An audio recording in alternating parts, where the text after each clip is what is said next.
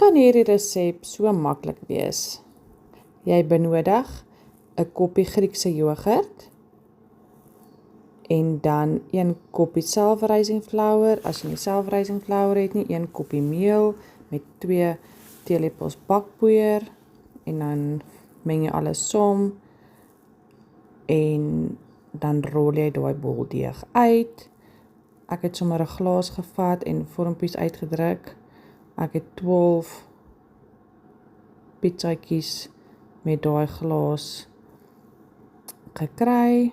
Sit dit op 'n bakplaat en dan vat jy pasta sous.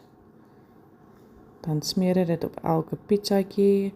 Ek het oorskiet mins gehad.